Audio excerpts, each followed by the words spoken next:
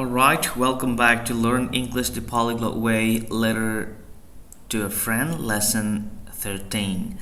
Selamat datang kembali di program Learn English the Polyglot Way. Ini adalah pelajaran ke-13, topiknya Letter to a Friend. Jadi ceritanya ini ngirim surat ya ke seorang teman gitu.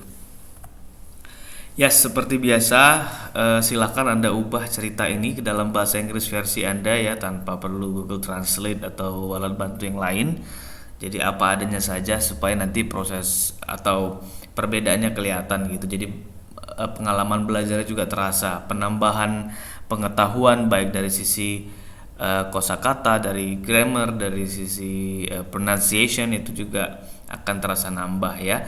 Dan ini suratnya lumayan panjang, as I told you in my other videos ya, di video-video belakangan ini, bahwa semakin lama mungkin materinya akan semakin lebih komprehensif ya, kalimat-kalimatnya sudah jadi lebih complicated, lebih compound, lebih kompleks gitu.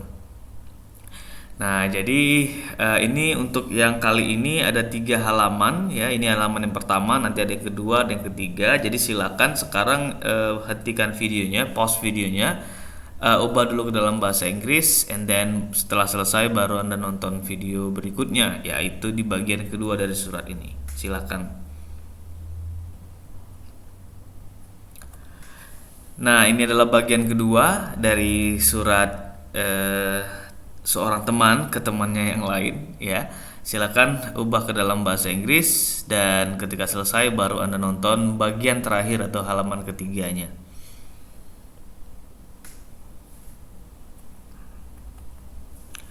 Oke, ini adalah halaman terakhir dari surat ya. Si Patrick ternyata namanya.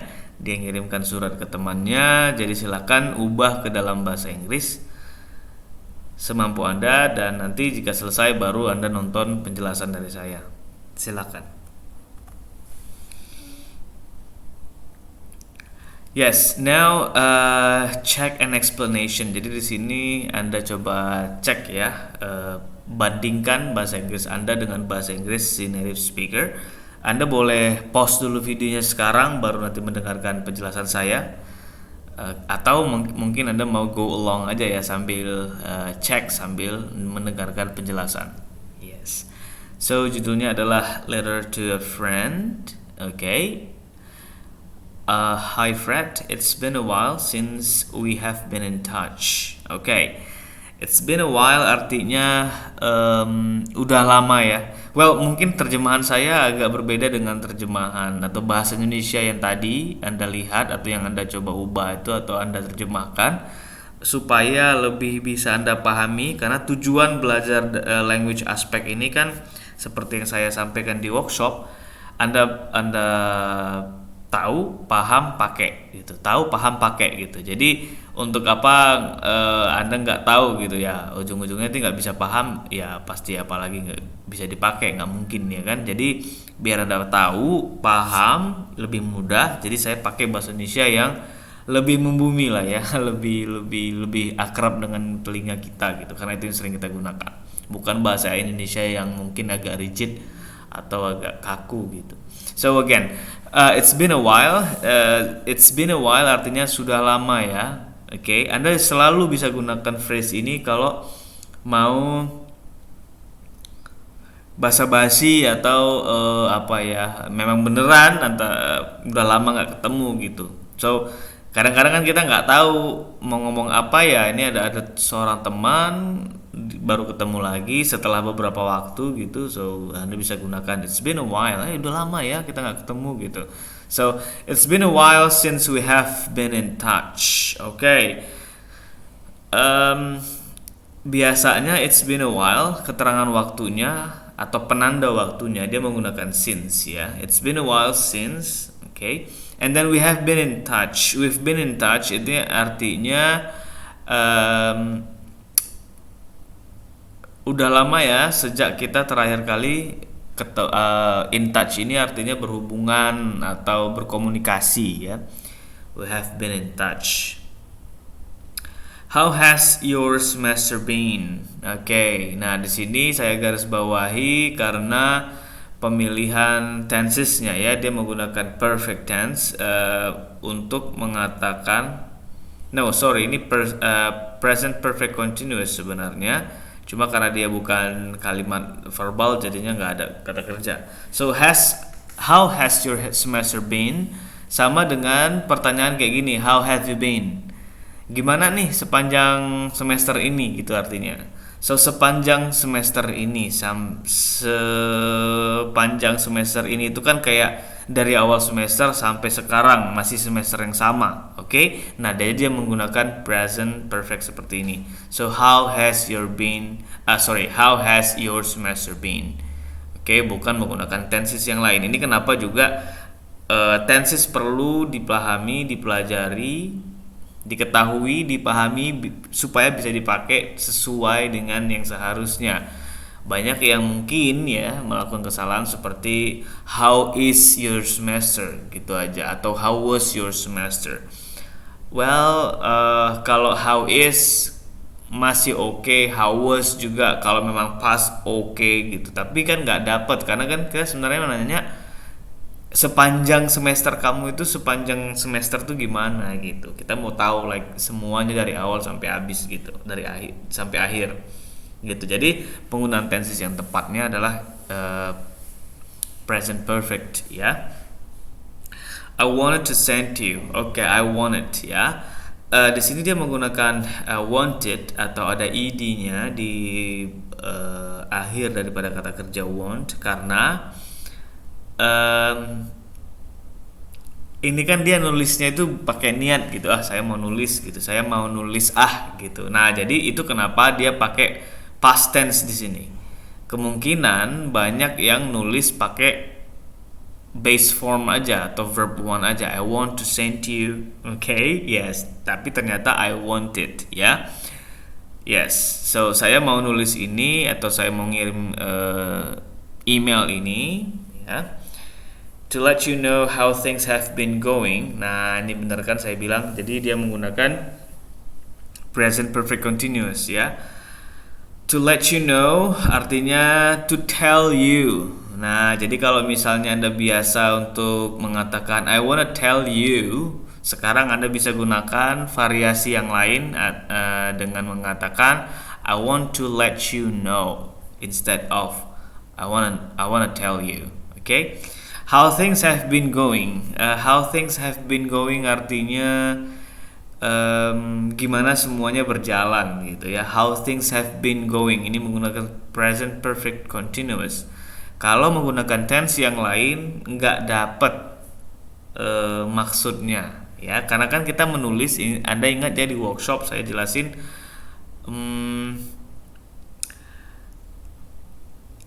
writing skills itu pada intinya adalah being able to express ideas and thoughts gitu. Jadi kalau detail-detailnya nggak dapat ya berarti kan nggak berhasil expressing idenya. Okay.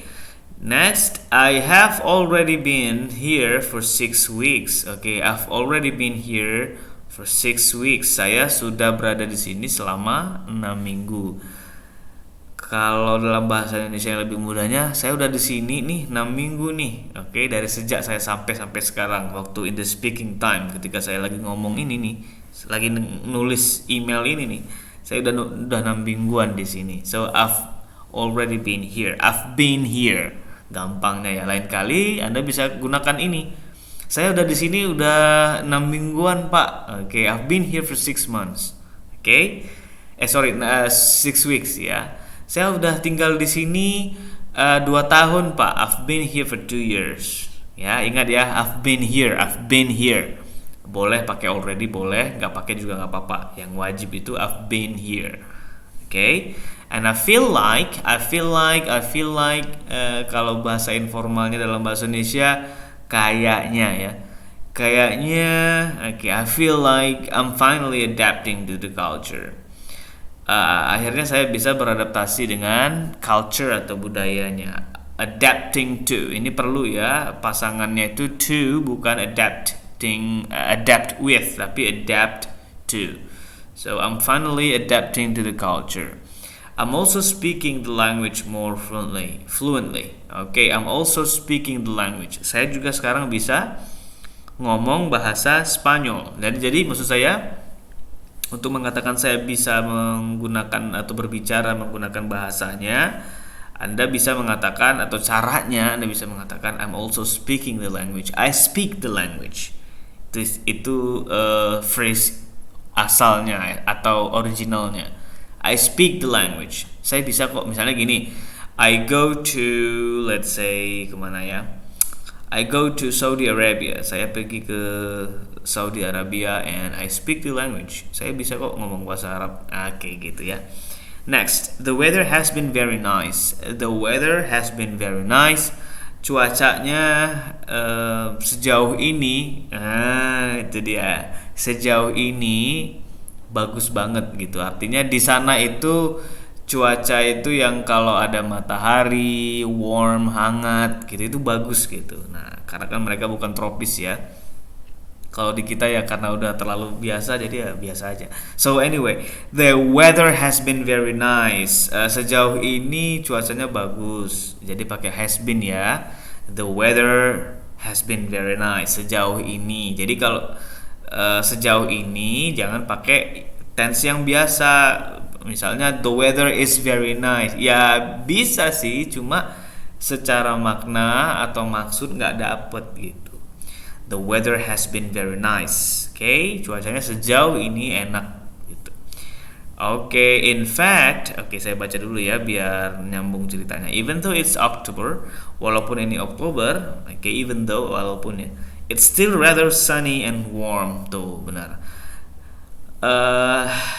Walaupun sudah Oktober, tapi cuacanya agak rather, ini di video sebelumnya udah ya, rather sunny, agak kayak matahari itu ada, and then warm, rasanya tuh anget gitu. In fact, malahan, malah ya, Anda bisa gunakan in fact, malah I went to the beach and swam in the Mediterranean Sea earlier today. Malahan saya tadi pergi ke pantai, berenang di Laut Mediterranean earlier today. Earlier today tadi pagi lah bisa diartikan ya. Jadi jangan this morning mulu gitu. Earlier today means tadi pagi. Next, I'm living with a very welcoming host family. Saya tinggal dengan live with ya pasangannya. I'm living with a very welcoming host family. Keluarga host ini apa ya, induk semang atau bahasa Indonesia yang lain, pemilik rumah kayak gitu, kayak ibu kos atau bapak kos, hosting. Oh my god, bahasa Indonesia yang lebih gampangnya apa ya? Something like that. Host. Jadi mereka ini keluarganya sangat welcoming, sangat ramah gitu, sangat senang, sangat menyenangkan, welcome. Penyambutannya itu bagus gitu. I have my own private bedroom. Saya punya kamar sendiri. But we eat breakfast, lunch, and dinner together. Tapi kita makan sarapan siang, makan malam bareng. On Sundays, again saya garis bawahi di sini artinya semua hari Minggu berarti ya, atau minimal kebanyakan keseringannya tiap minggu. We eat a big home cooked paella for lunch. Jadi kita makan paella buatan rumah, maksudnya masak sendiri gitu untuk makan siang. In Spain, di Spanyol, lunch is usually the biggest meal of the day. Makan siang itu adalah makan yang paling besar ya, atau makan yang paling rame gitu dibanding makanan yang lain. Dibanding makan pagi atau makan malam. It's also very common for the people to take a midday nap. Umum juga. It is very jangan lupa ya, pastikan kalimat Anda pakai ada subject verbnya nih. It's also very common, sangat umum, for the people, orang-orang ya, common for the people. Itu Anda pelajari itu. Maksudnya praktekin. Tahu, paham, pakai ya. It's also very common for the people. To take a midday nap. To take a nap. To take a nap artinya tidur siang. Bobok ciang ya. Oke, to take a midday nap. Oke, tidur tengah hari maksudnya setelah makan. Right after a big meal tuh. Setelah makan besar gitu. Jadi di Spanyol itu siang itu kadang-kadang terasa sepi karena orang-orang pada makan siang di rumahnya masing-masing and tidur sebentar. I'm actually just waking up from my nap right now. Saya bahkan sekarang ini sebenarnya baru aja bangun dari tidur siang. So take a nap ya, take a nap itu artinya tidur siang. On weekdays I take classes at a local university. There I met several native Spanish speakers.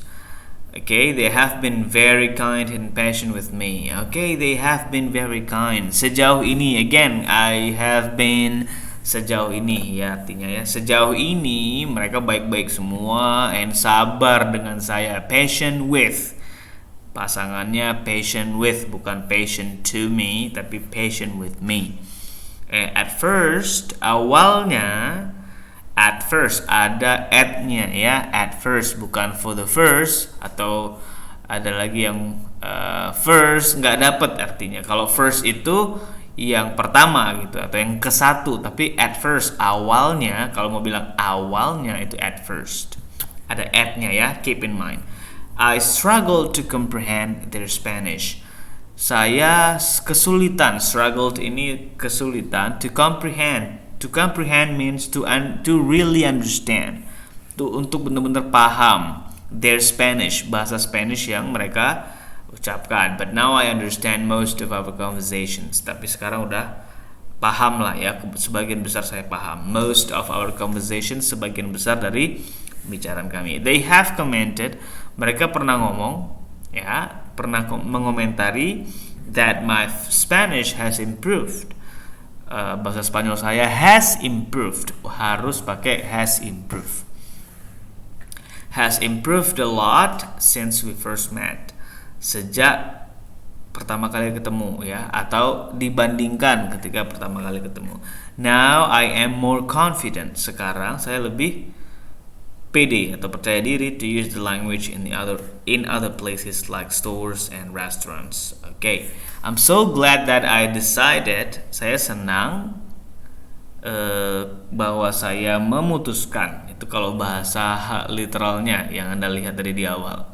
Ya, kalau dalam bahasa Indonesia informalnya atau gampangnya, saya senang, saya memutuskan to spend the semester here in Spain. Menghabiskan waktu suatu semester ini di Spanyol. We have an extended weekend coming up, so a group of my friends and I are going to travel to France for 4 days. Okay. Kami punya weekend yang diperpanjang ya, an extended weekend coming up. Coming up itu artinya yang akan datang. Coming up sebentar lagi atau akan datang gitu ya. So a group of my friends and I, jadi beberapa orang dari teman saya dan saya. Nah, ini saya garis bawahi untuk to let you know, untuk memberitahu Anda bahwa gaya bahasa native speaker, mereka lebih mendahulukan orang lain dibanding mereka. Jadi bukan I and my friends, tapi my friends and I. Oke, ini kayaknya ada saya sebut sedikit ya di workshop. Okay, and menggunakan verb are, of course. Kenapa? Karena kan my friends and I udah banyak banget orangnya. Jadi subjeknya pasti plural, verbnya juga harus plural. Dan ini kalimat nominal ya, jangan lupa. It's so easy and inexpensive. Saya garis bawah inexpensive untuk mengatakan tidak mahal. Okay, mungkin banyak orang not expensive, which is fine, tapi inexpensive itu cara lainnya gitu. I look forward to hearing from you soon. I look forward to. Saya tunggu ya balasannya, itu gampangnya. Kalau bahasa Indonesianya gitu. Kalau bahasa Inggrisnya I look forward to hearing, pakai ing. Ini selalu I look forward to seeing atau to hearing from you soon. Kalau untuk email biasanya I look forward to hearing from you. Artinya bukan dengar bener-bener kayak nelpon, maksudnya saya tunggu balasannya ya. Jadi ini pakai ya, dipakai. Tahu, paham, pakai nih. I look forward to hearing from you. Oke, atau kalau mau misalnya digunakan di konteks yang lain, bukan hanya di email, formnya sama, pokoknya verbnya pakai ing ya. I look forward to seeing you. I look forward to hearing from you. Okay?